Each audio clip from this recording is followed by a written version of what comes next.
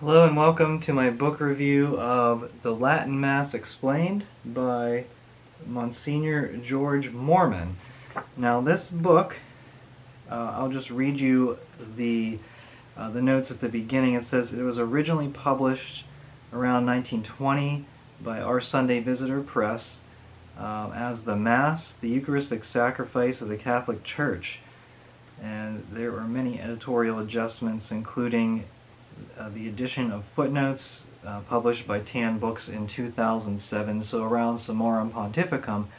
But this is definitely a pre-Vatican II book written in 1920, and there are 3 sections to this book. The book runs, I think it's a little over 180 pages, and so part 1 is the teaching of the Church on the sacrifice of the Mass. Part 2, the name, language, and things necessary for the celebration of the Mass.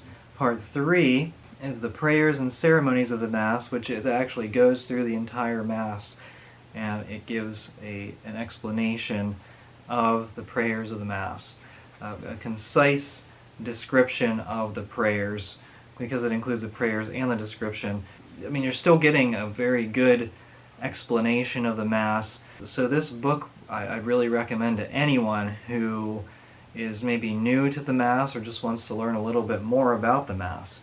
Now I want to compare it to the Incredible Catholic Mass. So if you're looking for maybe a more thorough explanation of the Mass, the Incredible Catholic Mass by Father Martin von Kochum, this one is extremely thorough, lots of scripture, lots of stories, whereas the Latin Mass Explained, it's definitely a more concise explanation, but no less of a book for it, because this definitely has a place on a lot of people's bookshelves, and you can read through it very quickly and really get a lot out of it.